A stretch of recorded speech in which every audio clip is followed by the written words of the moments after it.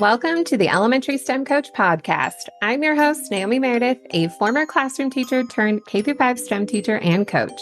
With over a decade of experience teaching and a master's degree in STEM leadership, I'm here to coach you throughout the year to help you gain back more time to create innovative experiences for your students.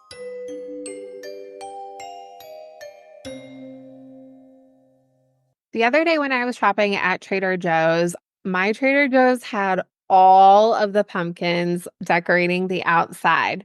Pumpkins of all shapes and sizes and all sorts of colors, and they even had bumpy pumpkins. I love fall, and where I'm here in Colorado, it hasn't felt like fall. It's actually been pretty hot, but in the mornings, I like to pretend it's fall. It feels very, very nice. And so, this episode, I'm sharing with you 3 pumpkin stem stations that you can do with your students that are super easy to prep and a lot of fun for the kids. I recently taught these pumpkin stem stations to a homeschool group that I am connected with, and there's about 15 to 20 kids, depending on the day, that I get to teach, and we reserve a room in our local library that I actually get to teach and do all sorts of fun STEM stuff with them for an hour. And I love a good theme. I've said this a million times, but that's actually like the way I like to plan. It's really good for helping make connections, especially with the different types of activities that you do. And this one was all about pumpkins. This isn't specifically Halloween related, so you can definitely do these for this time of year, Halloween, if you're listening in real time. But if you want to save them for November, you can definitely do that too. I had kids in my group who don't celebrate Halloween, so this definitely worked for kids just learning about pumpkins. Really quick, how I set this up. This isn't my typical 4 stations because I knew kids wouldn't have enough time to rotate through all 4.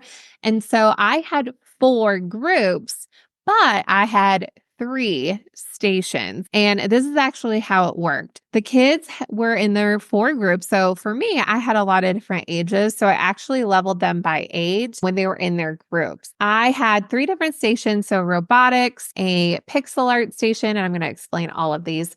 And then they had a creation station or their engineering station. And one group would be at robotics, one would be at pixel art. 2 groups were with me at the creation station, the engineering station, and I would set a timer. When the timer went off, the robots and the pixel art stations would switch. So they would get a chance to do that. Then the kids who were with me creating, they actually stayed with me. So it was like they were rotating 2 times. They did need a little bit of extra time to create. And I did this before with another type of stations that we did about space, and it worked really well. I set a timer again. So after that timer went off, my kids who were creating, they were done with their creation, and I had them set their creations over to the side. Then the kids who were at pixel art and robotics came to my station for the last 2 rounds.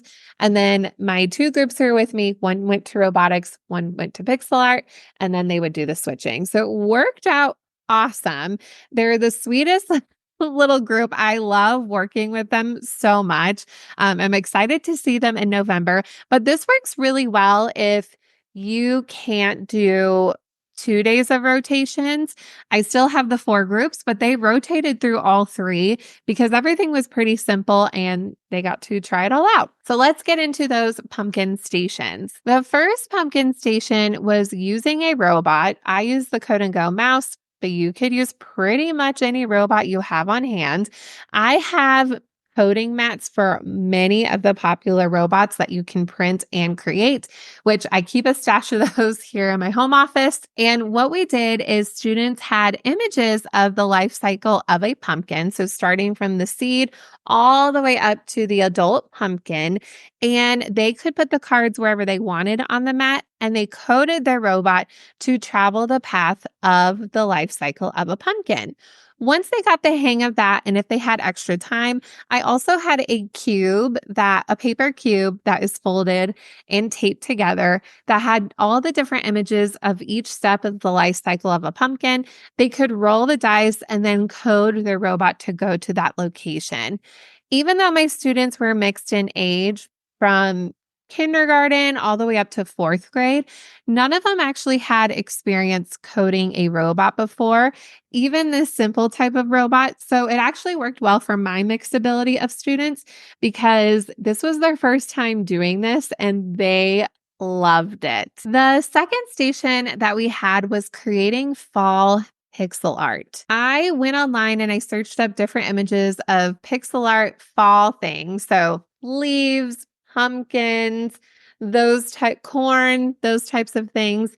And I had those images printed out in color and I put them in page protectors and they were laying on the table. And I had a grid printed out for kids. And then the kids were able to create pixel art that was colored in. Now, I've done pixel art a few ways where I've had the old Bloxel boards. Well, I don't think Bloxel is old, but I had older Bloxel boards and they had these tiny cubes where students would put the art in. That is definitely something that I want to invest in eventually, which they have versions of pixel art with cubes you can purchase online, which I will link in the show notes what I'm talking about. But I like students to create pixel art that way. Coloring is great. You can even buy colored squares that they can put on a grid and create pixel art that way. You can even use those little melting beads where they have a grid. You could put those together and then eventually melt them. I did coloring just for our time. It worked out well. Some students even would trace their image with pencil and then color in later. So that was an easy station for them to do, and you can have a lot of variations. And for the station with me, students were creating a pumpkin patch. And you might have seen on my Instagram at Naomi Meredith _ I was taking video of me prepping for these STEM stations. And one of them, I really was doing this. I wasn't just acting for this video.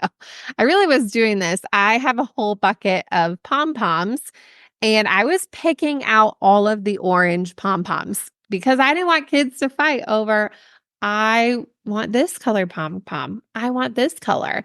Nope, I picked out all the orange ones. There's a few different sizes. That's okay. And that was enough. So I had orange pom-poms. Then I had paper plates that I made sure had an edge around it. Some of those really cheap paper plates, you know what I'm talking about. There's no edge, it's just there. It's a plate, but a little slightly more expensive ones with the edging so that the pom-pom wouldn't come out. Then I had some images of pumpkins that they could color, and then I cut strips of green paper that would represent the vines. And so what students did using glue sticks is they created a pumpkin patch with vines that had some loops and swirls and different arches that the pom-pom could roll through. And then they would color in those pumpkins, cut them out, and add them to their pumpkin patch however they wanted. This was really simple, but they really liked it. And if they held down the paper of the construction paper vines, it worked just fine with the glue sticks. And they had a lot of fun and they were shocked. I was actually a little shocked too, that the pom-pom rolled around really well. So it was a really great activity. And all of these things, so their pixel art and their pumpkin maze, they could take home with them. Of course, they can take home the robot, but I even printed them out the life cycle of a pumpkin activity that they could complete at home. At the end, we had a little bit of extra time after we cleaned up, and the kids were actually telling me about this pumpkin story they had heard about. And so we actually had time to listen to the story, Too Many Pumpkins.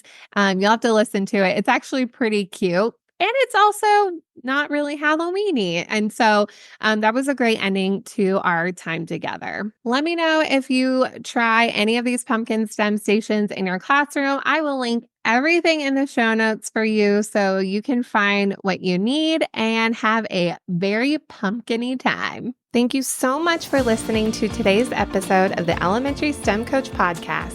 I would love to connect with you over on Instagram at Naomi Meredith _ or send me an email to elementarystemcoachpodcast@gmail.com. Also, make sure to check out my website, naomimeredith.com, to see all the show notes from today's episode and shop my K-5 STEM resources. Any questions you have, needs for resources, or ideas for episodes, get in touch. I'll talk to you soon.